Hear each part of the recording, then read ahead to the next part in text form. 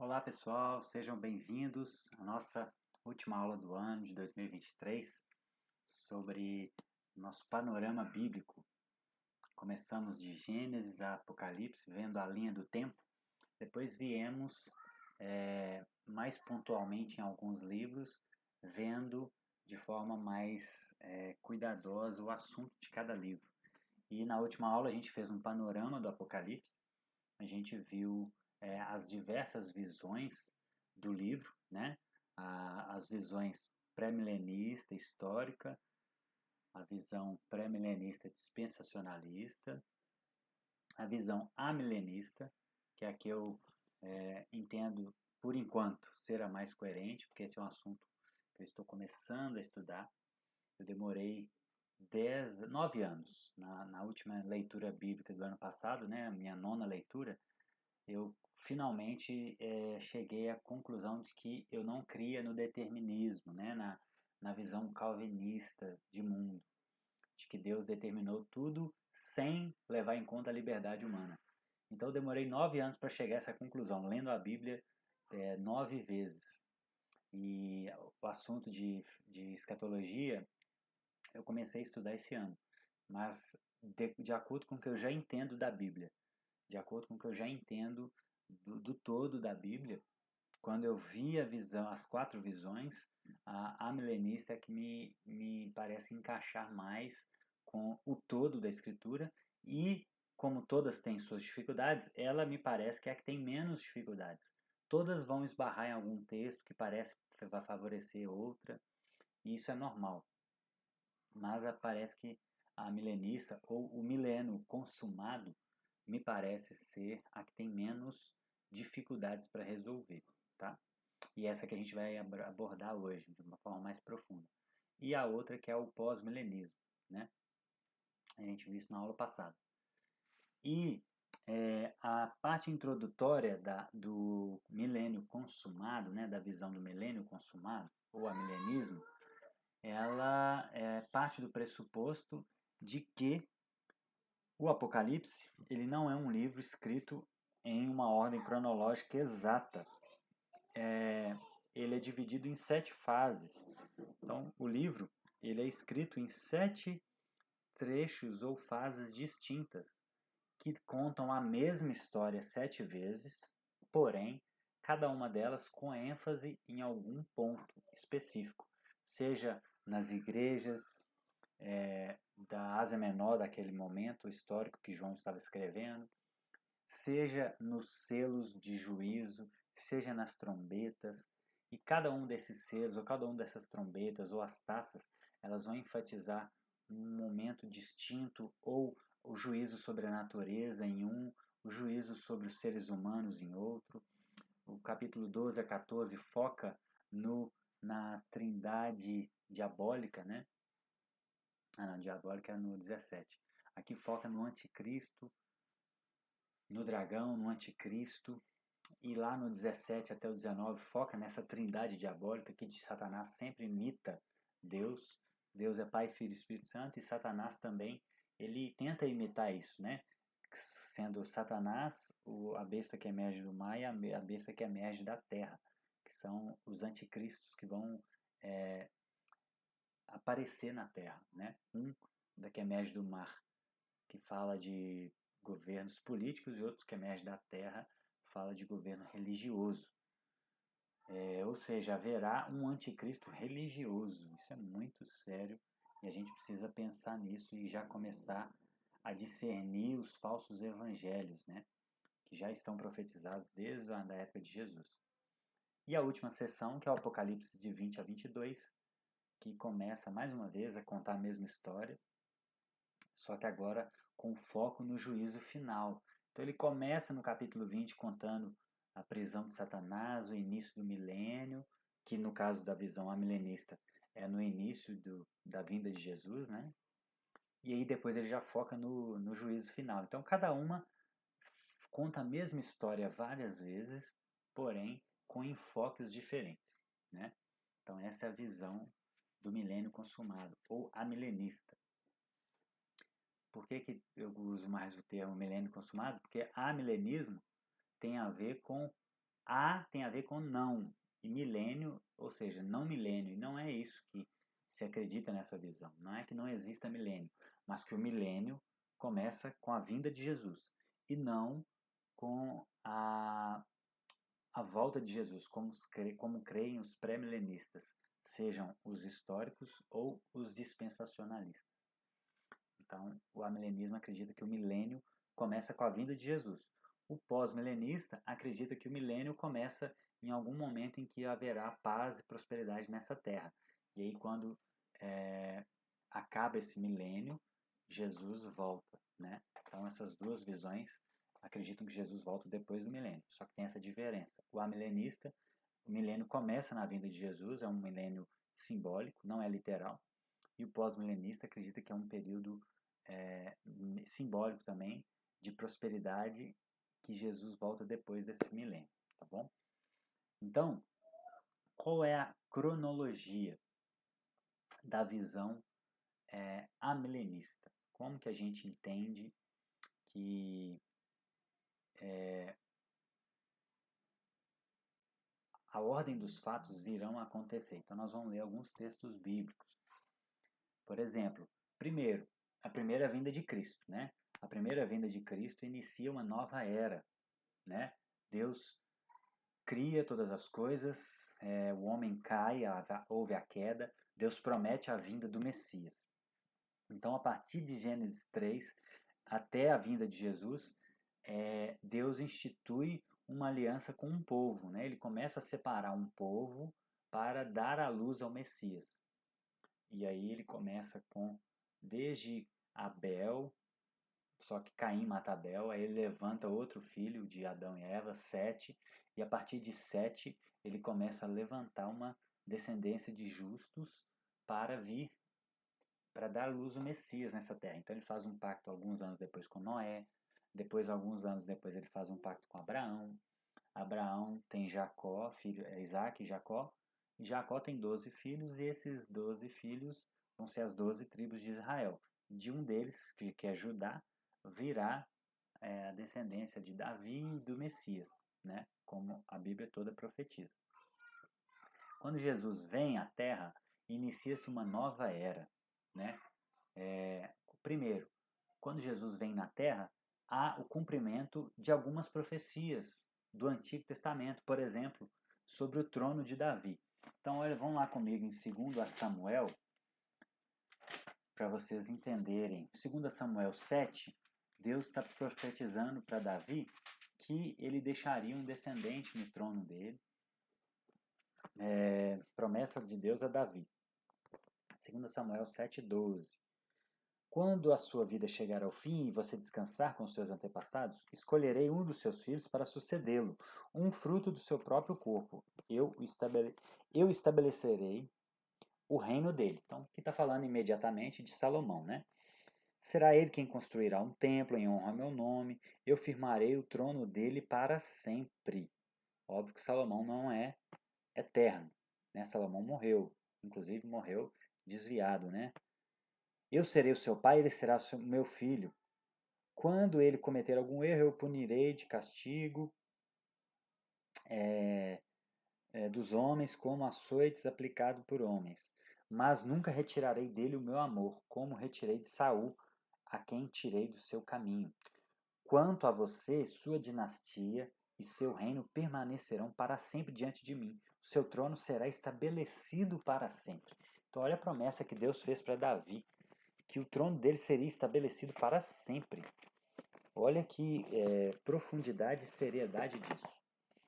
Aí lá em Isaías 6, Jó, Eclesiastes, Isaías. Em Isaías 6, Deus repete essa promessa, ou seja, isso não está só na promessa que já seria o suficiente, né, para Davi, quando Deus falou diretamente para Davi.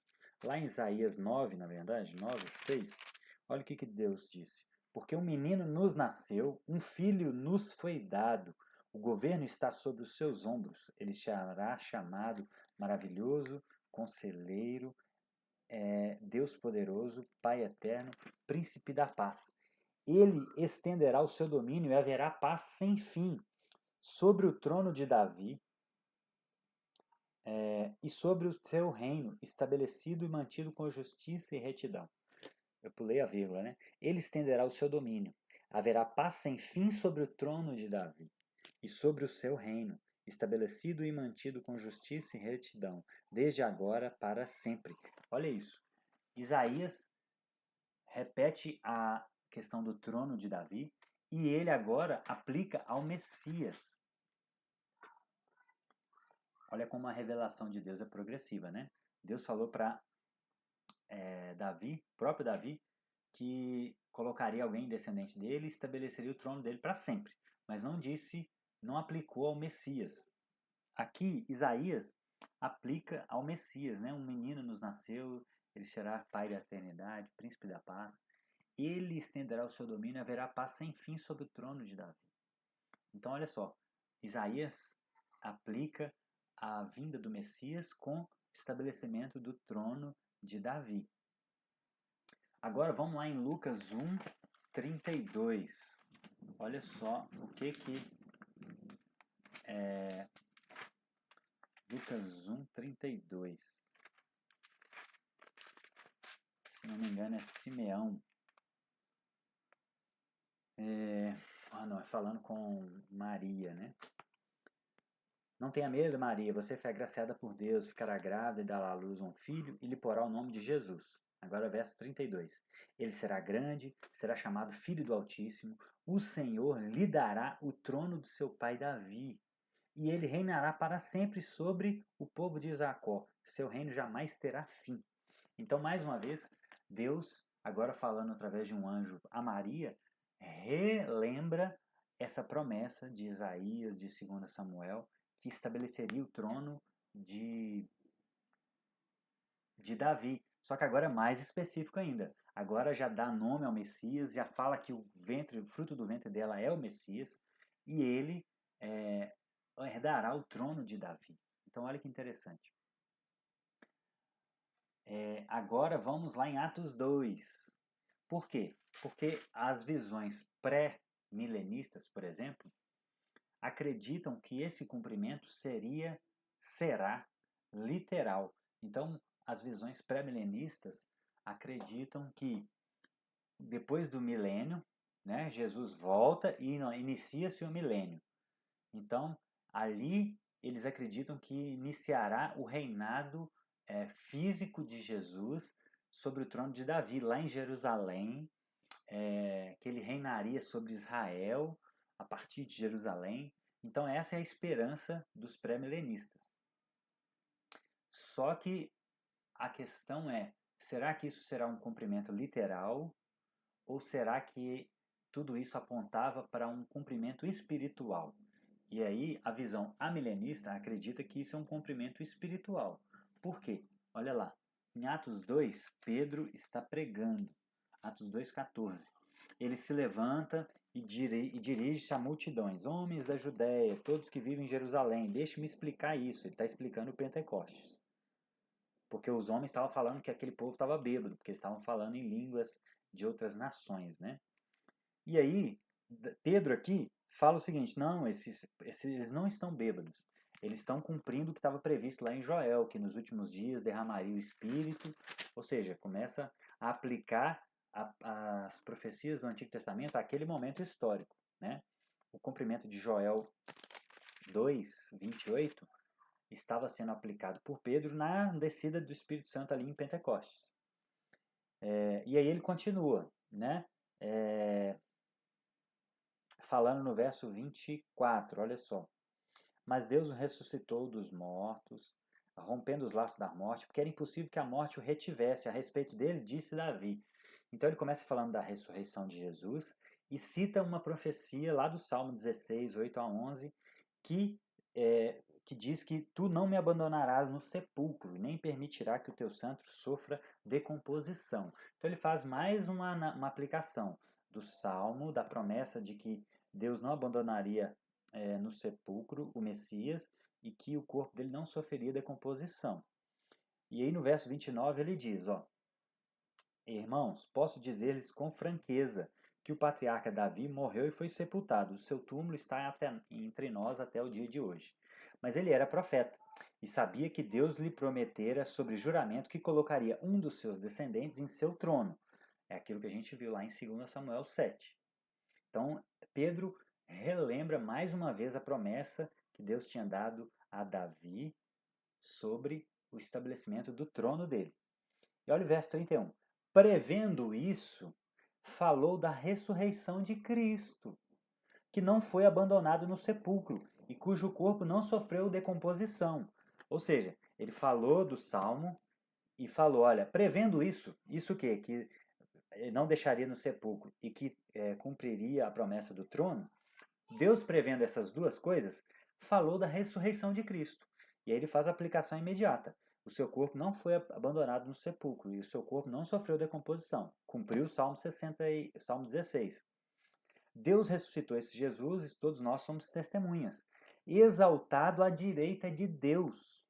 Ele recebeu do Pai o Espírito Santo prometido e derramou sobre vocês, que vocês veem agora e ouvem. E depois ele fala do exaltado à direita agora. Jesus está no trono exaltado. Ou seja, Pedro faz a aplicação do Salmo e da promessa do trono à ressurreição de Cristo.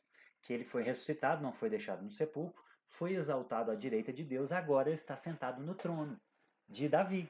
Ou seja, para Pedro, o cumprimento do trono de Davi foi um cumprimento espiritual.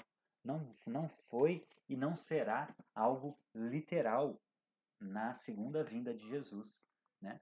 Então isso, assim como, por exemplo, outro exemplo, quando Amós 9:11 fala sobre o tabernáculo caído de Davi, que seria reconstruído, em Atos 15, Pedro, mais uma vez, se não me engano, Pedro ou Tiago, acho que é Tiago, em Atos 15, faz a aplicação desse cumprimento da restauração da tenda caída de Davi sobre a inclusão dos gentios no povo de Deus. Ou seja, não é que Deus vai reconstruir a tenda de Davi literalmente, mas isso, o cumprimento espiritual disso foi o ajuntamento dos gentios na promessa, agora em Cristo, porque os judeus recusaram, né, rejeitaram.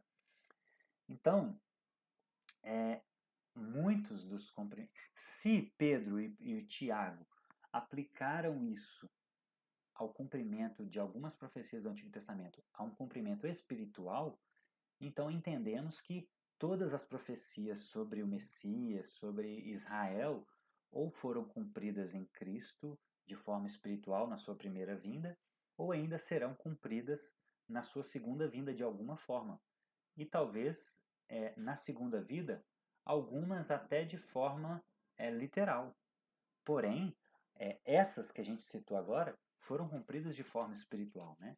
Sobre o trono de Davi. Então, nada impede também de que todas já estejam cumpridas em Cristo de forma espiritual, né? Mas existe a possibilidade de algumas serem cumpridas no reino vindouro. Então, a gente tem que analisar cada uma isoladamente e ver se é possível essa interpretação, né? Então, nessa primeira vinda de Jesus, há o cumprimento das profecias, ou seja, é uma nova era, inclusive com o início de cumprimento de profecias. E inicia-se os últimos dias. João, lá em 1 João, olha o que ele fala. Ele usa esse termo, já estamos nos últimos dias. 1 João 2. 1 João 2, 18 e 19, olha só. Foi em 2 Pedro. 1 João 2, 18 e 19. Filhinhos, esta é a última hora. E assim como vocês ouviram que o anticristo está vindo, já agora muitos anticristos têm surgido. Por isso sabemos que esta é a última hora. Então, João, na época dele, ele já falava que era a última hora. E Pedro já falou isso, né? Que para Deus 1000 anos é como um dia e um dia é como 1000 anos. Então, dentro da cabeça de Deus, dentro do Kairos, do tempo de Deus, ou dentro de Deus enxergando o Cronos, né? Para Deus 1000 anos é como um dia. Então, da vinda de Jesus até a volta dele, até hoje se passaram apenas 2 dias. E João já falou que estamos na última hora. Ou seja, para Deus isso não é nada, esse período entre a primeira vinda e a segunda vinda de Cristo não é nada, já estamos nos últimos dias. Os últimos dias começaram quando Jesus veio à Terra. Então a primeira vinda de Jesus inicia essa nova era. E aí acontece um ponto importante, o estabelecimento do reino de Deus. Né? Em Lucas 11, 20, olha só que Jesus diz, quando ele estava falando sobre, quando ele estava respondendo os fariseus sobre a acusação dele ter expulsado demônios, e os fariseus falaram que ele expulsava pelo maioral dos demônios, que é Beelzebul. Então Jesus falou, olha, mas se é pelo dedo de Deus que eu expulso demônios, então chegou a vocês o reino de Deus. Então o reino de Deus chegou. A primeira vinda de Jesus estabelece o reino de Deus na terra. O reino é chegado. Outros textos vão dizer isso também, né? Coloquei aqui só os principais.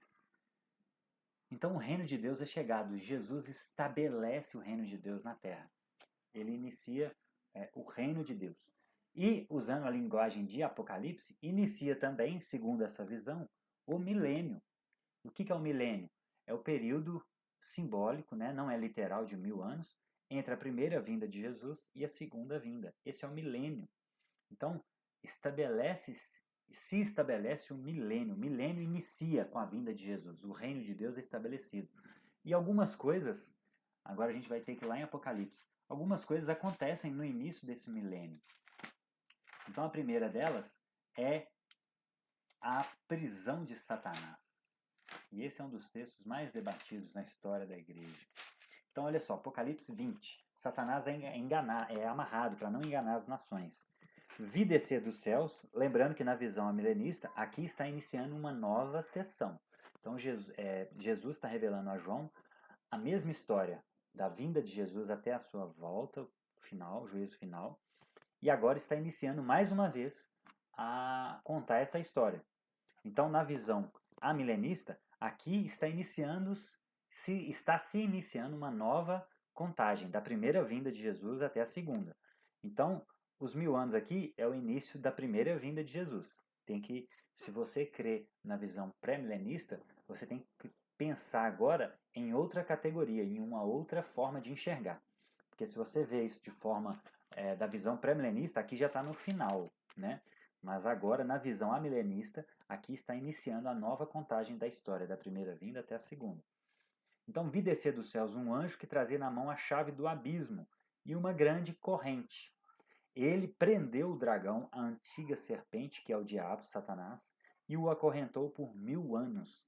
Lançou-o no abismo, fechou e pôs um selo sobre ele essa é a finalidade da prisão de Satanás, impedi-lo de enganar as nações, até que terminasse os 1000 anos. Depois disso, é necessário que ele seja solto por um pouco de tempo.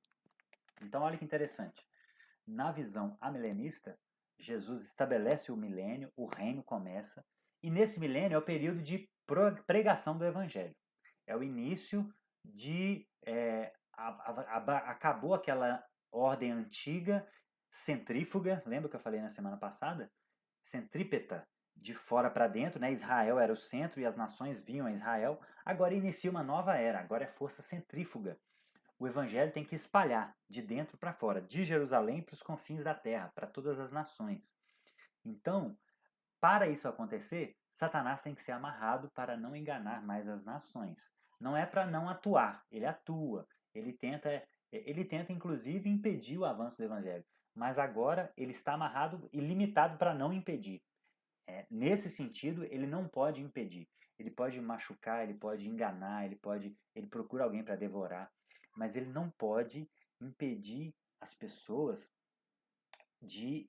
as nações de terem acesso ao evangelho. Todas as nações têm acesso ao evangelho agora porque Satanás está amarrado.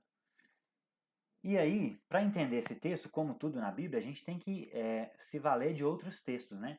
A gente não pode focar em um texto só. Toda a Bíblia tem uma coerência interna. Então vamos ver outros textos que têm um paralelo com essa passagem, que nos ajuda. Como eu disse na aula passada, a única parte na Bíblia que fala sobre, que usa esse termo milênio é em Apocalipse 20. Nenhum outro texto da Bíblia fala sobre milênio. Então a gente tem que ver outros textos que parecem ser paralelos, que podem nos ajudar a interpretar esse texto. Então vamos lá em Marcos 3, por exemplo. Olha só que interessante. Faz todo sentido para mim. Marcos 3, 22. Jesus aqui, gente, está falando, é o mesmo contexto lá de Lucas 11. É a chegada do reino. Né? Ele está sendo acusado de... Deixa eu ver se é o mesmo texto. É, isso. A parábola de Satanás expulsar Satanás. É isso mesmo. Os fariseus estão acusando Jesus dele expulsar demônio por Beelzebul. Então, Jesus começa a explicar. Olha, no verso 23. Como pode Satanás expulsar o próprio Satanás? Se o reino estiver dividido contra si mesmo, não poderá subsistir. Se uma casa estiver dividida sobre si mesmo, também não poderá subsistir. E se Satanás se opuser a si mesmo, se Satanás se opuser a si mesmo e estiver dividido, não poderá subsistir. Chegou o seu fim.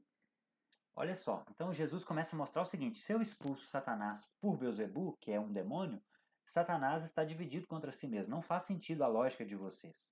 Aí ele começa a falar, olha, ninguém pode entrar na casa do homem forte e o levar dali os seus bens sem que antes o amarre.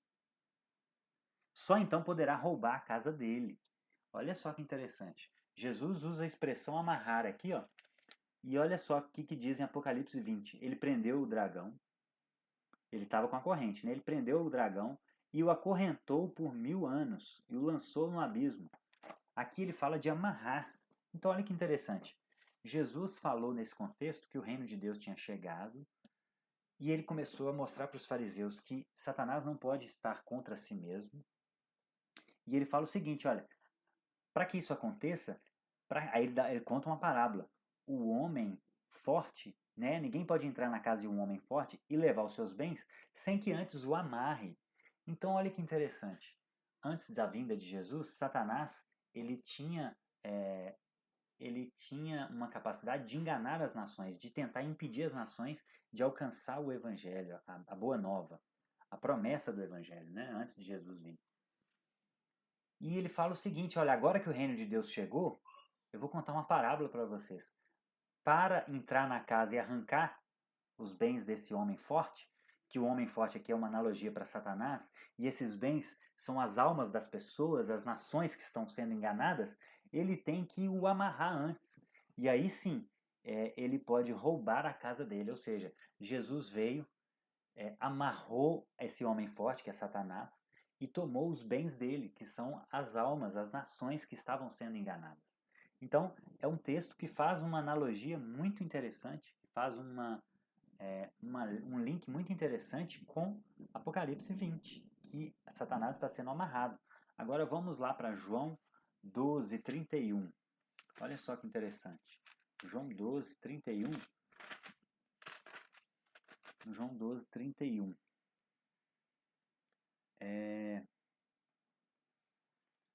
Jesus está aqui, vamos relembrar, falando, prevendo a sua morte aos discípulos, né? Falando que chegou a hora, que o homem ia ser glorificado.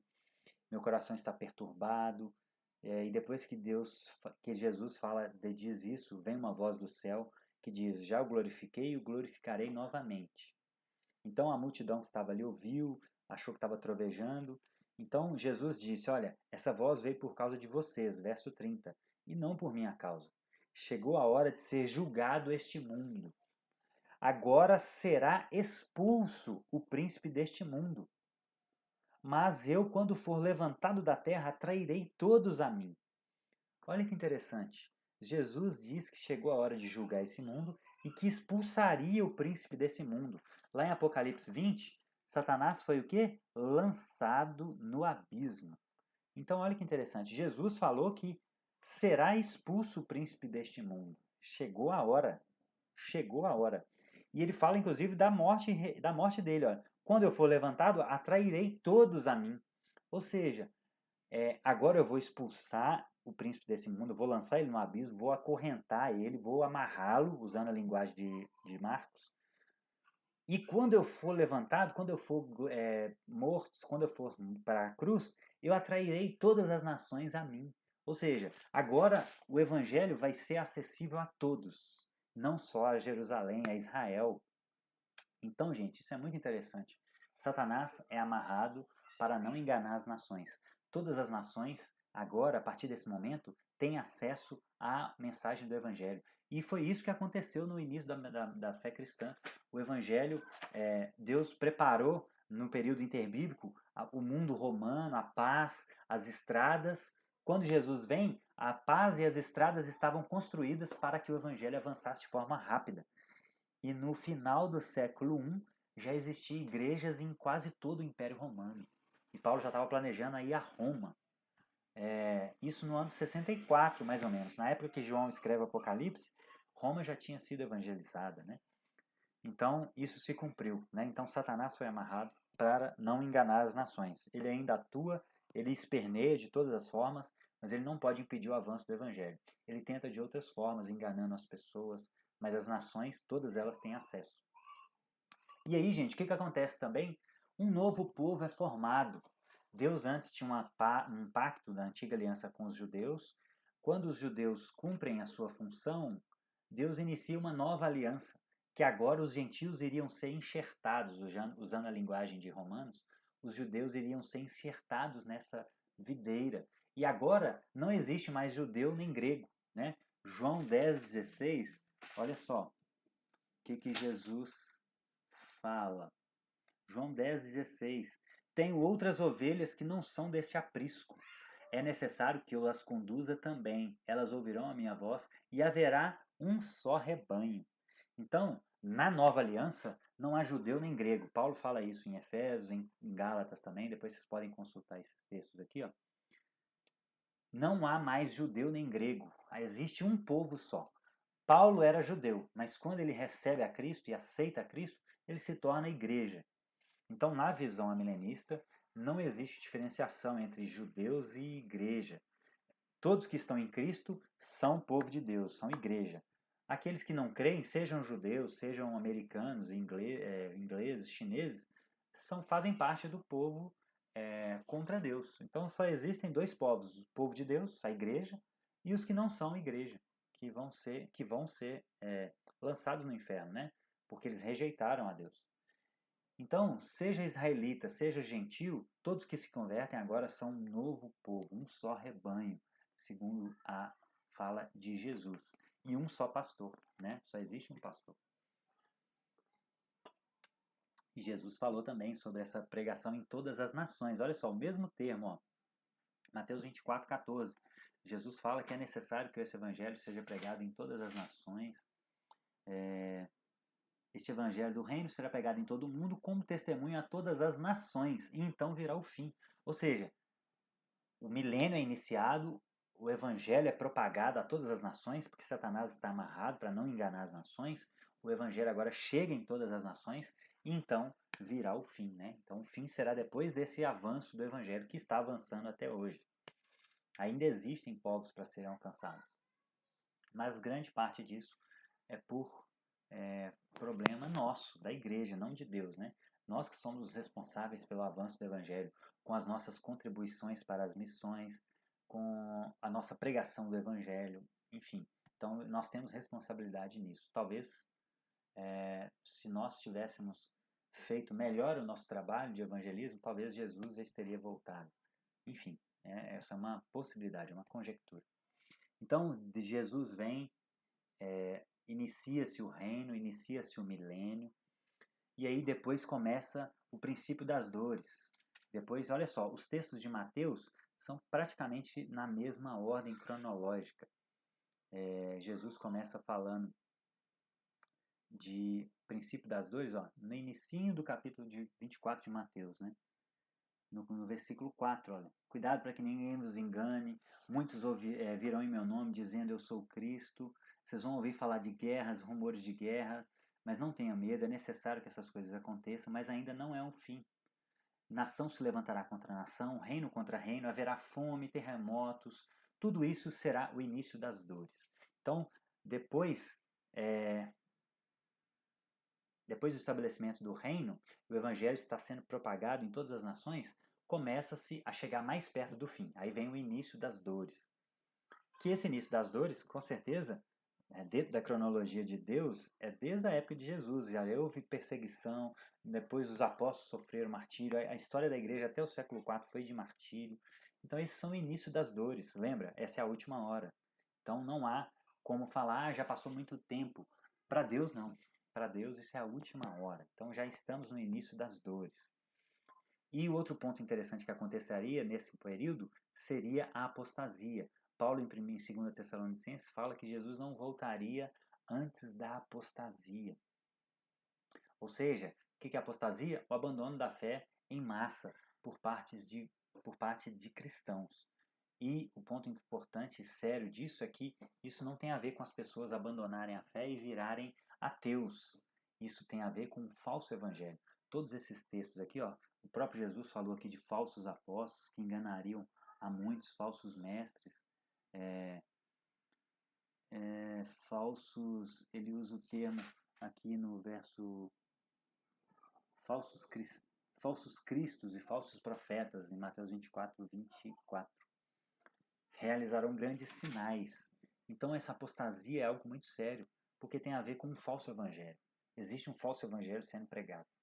E a gente tem que conhecer a Bíblia, conhecer a Deus, para discernir o que é esse falso evangelho, porque a gente pode se enredar por ele. Né?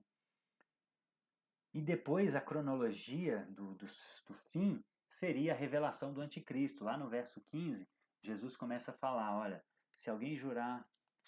Perdão, estou no 23. Olha aqui. Assim, quando vocês virem o sacrilégio terrível do qual falou o profeta Daniel no lugar santo, quem lê entenda, então os que estiverem na Judéia fujam para os montes. E aí ele começa a falar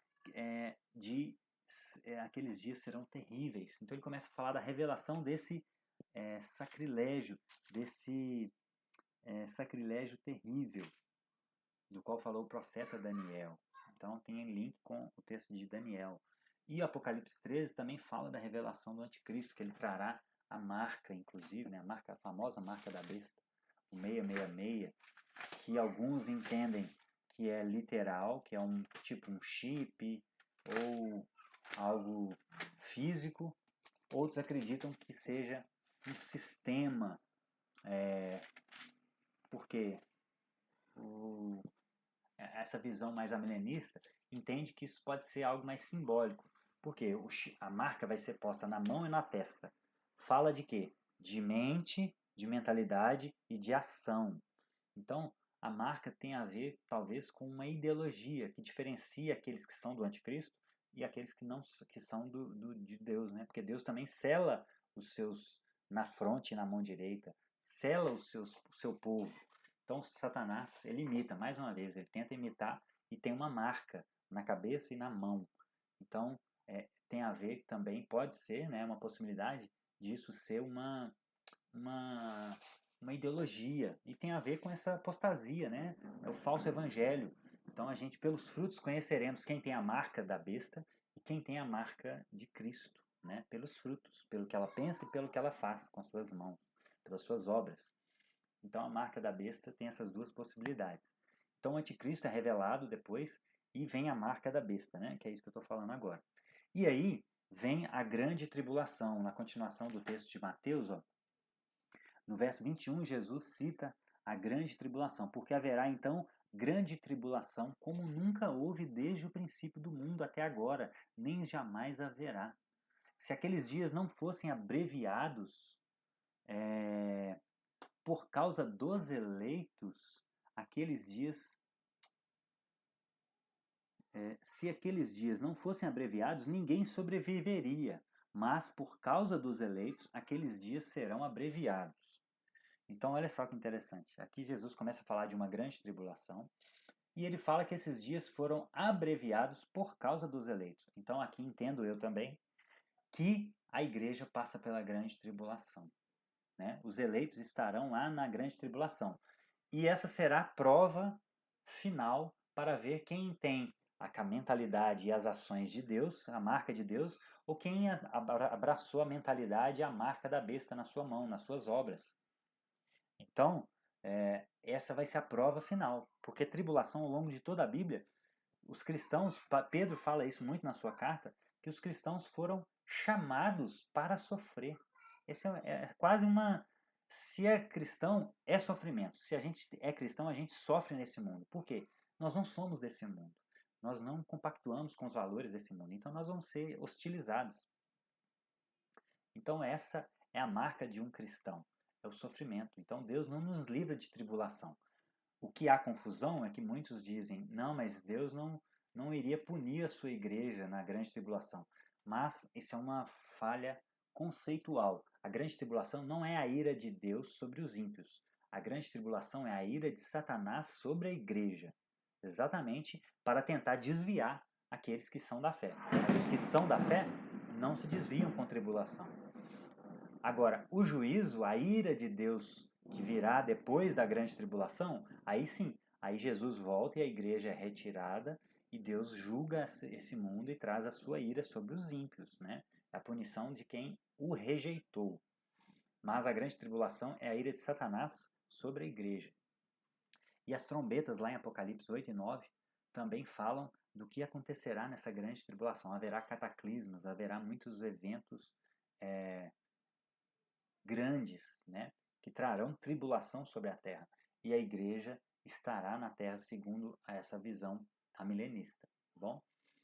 E depois vem um sinal no céu, ó, verso 29. Imediatamente após a tribulação daqueles dias, o sol escurecerá, a lua não dará sua luz, as estrelas cairão, os poderes celestes serão abalados. Então essa linguagem apocalíptica, que na visão amilenista ela é simbólica, que a gente não deve tomar essas coisas como literal, da mesma forma que Satanás não vai ser acorrentado literalmente, porque ele é um espírito, né? Não tem como a gente acorrentar e prisionar um espírito com correntes. Aquilo ali é uma linguagem simbólica para mostrar que Deus limita o poder de Satanás. Então é uma forma de João expressar numa linguagem apocalíptica. Aqui também fala de eventos, um sinal muito grande no céu, de escuridão, a lua não dará sua luz. Então Jesus fala isso em Mateus, Pedro fala isso na sua segunda carta, Apocalipse 6 também fala desse grande sinal. Então existem textos que falam dessa ordem e desse grande sinal, é muito interessante. E depois desse grande sinal, esse será um sinal assim, é agora, vai dar a luz, né? O princípio das dores é uma linguagem de gravidez. A moça, quando ela começa a sentir as dores do parto, o bebê pode nascer daqui a 10 minutos ou pode nascer daqui a 24 horas. Então, o início das dores são os princípios. Esse sinal no céu será o último sinal que será a volta iminente, a volta de Jesus estará iminente quando esse sinal acontecer. E aí no verso 30, então aparecerá no céu o sinal do Filho do Homem, e todas as nações da terra se lamentarão, e verão o Filho do Homem vindo nas nuvens no céu com poder e grande glória. Ele enviará os seus anjos com grande som de trombeta, e estes reunirão os seus eleitos dos 4 ventos, de uma à extremidade dos céus. Ou seja, é uma linguagem de Deus falando o seguinte, olha, depois desse sinal, Jesus aparece a todas as nações.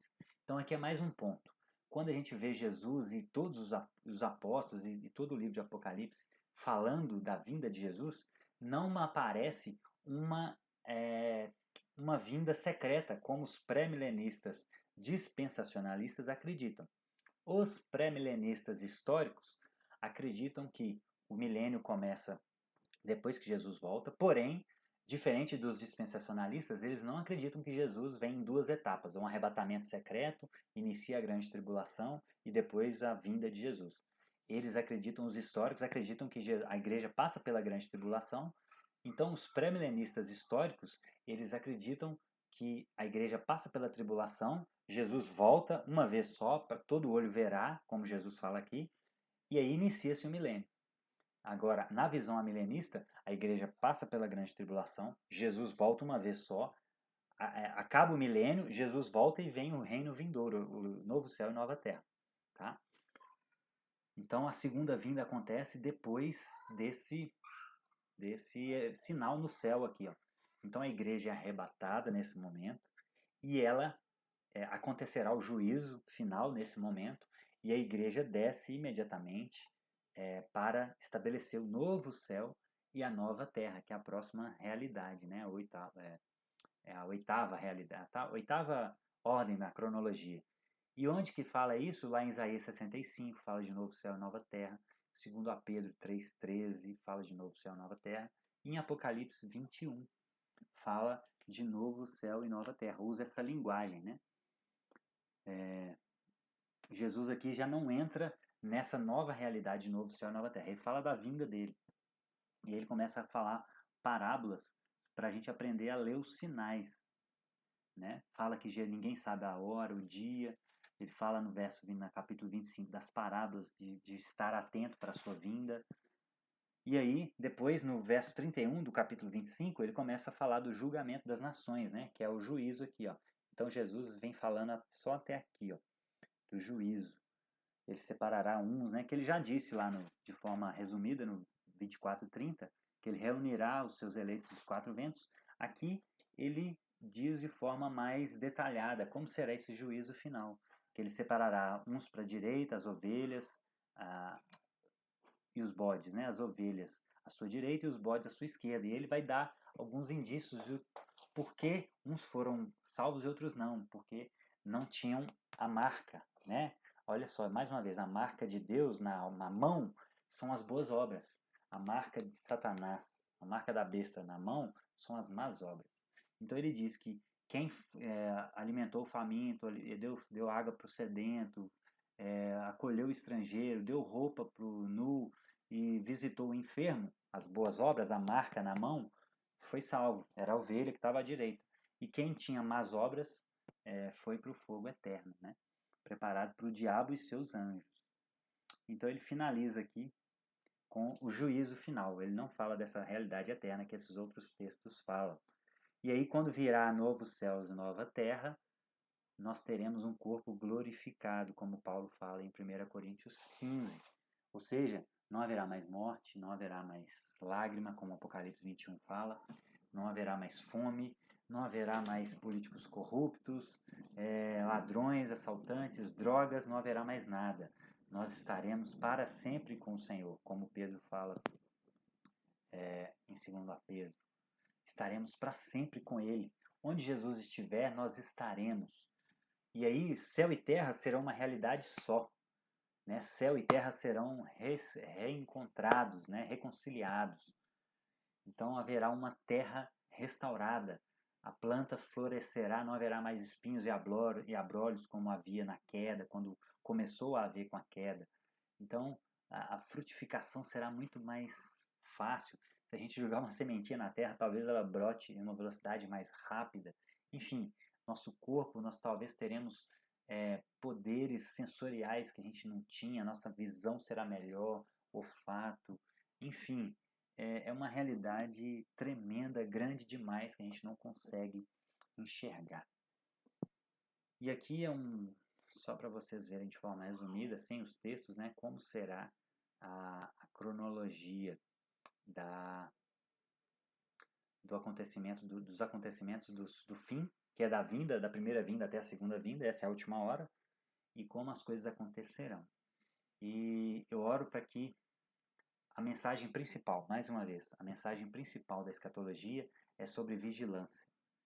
Então, Jesus, depois de Mateus 24, ele fala várias palavras sobre vigilância. Então, a grande mensagem de Jesus na escatologia não é se ele volta antes do milênio, depois do milênio, se a igreja passa pela grande tribulação ou não. Isso são discussões teológicas importantes, podem ter alguma aplicação na nossa vida hoje, podem, mas o que está acima disso, o mais importante, é lembrarmos de vigiar. Vigiar, primeiro, se você não conhece a Cristo, receba e entregue a sua vida para Cristo hoje, porque Ele pode voltar amanhã como um ladrão na noite. E você pode fazer parte dessa realidade de novo céu e nova terra. Se você já está em Cristo, se você já recebeu a Cristo, você precisa perseverar. Essa é uma exortação bíblica muito comum. Persevere na fé, mantenha a sua vida de oração, de disciplinas espirituais, de leitura bíblica, de comunidade, de frequentar uma comunidade, de congregar, de entregar os seus bens para Deus, de ajudar as pessoas, como Jesus disse, de ajudar a sua comunidade de fé, a bancar missionários. Então isso é perseverar na fé, isso é manter a sua chama acesa, porque Jesus pode vir a qualquer momento. Você pode ser encontrado, como as 10 virgens dessa parábola, com a sua candeia sem óleo, né? Aquele crente que recebeu a Cristo, mas vive uma vida mais ou menos sem fogo do Espírito Santo, sem o poder do Espírito Santo, sem evangelizar as pessoas, sem congregar, uma vida morta espiritualmente. Então, e aí a gente pode até mesmo duvidar da salvação de uma pessoa dessa. Será que quem recebeu a Cristo de fato, quem vai experimentar uma realidade tão maravilhosa dessa, vive uma vida fria e morna como essa?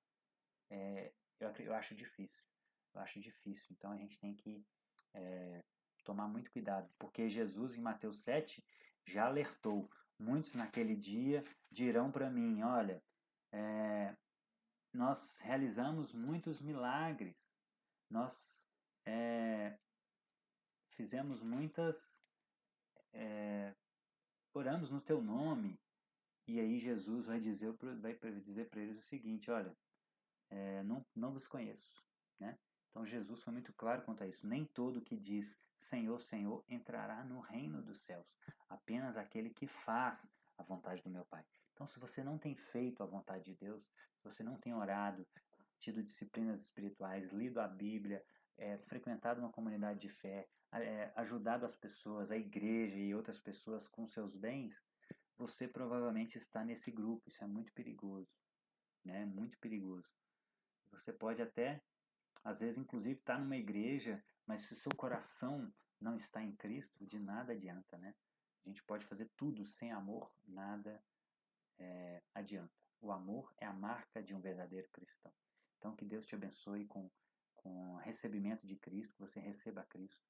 Se você já recebeu, que você permaneça e dê frutos de arrependimento, para quando Jesus voltar, você desfrutar de tudo isso que Jesus nos promete, tá bom? Deus te abençoe. Até o ano que vem com as nossas próximas aulas. Fiquem com Deus.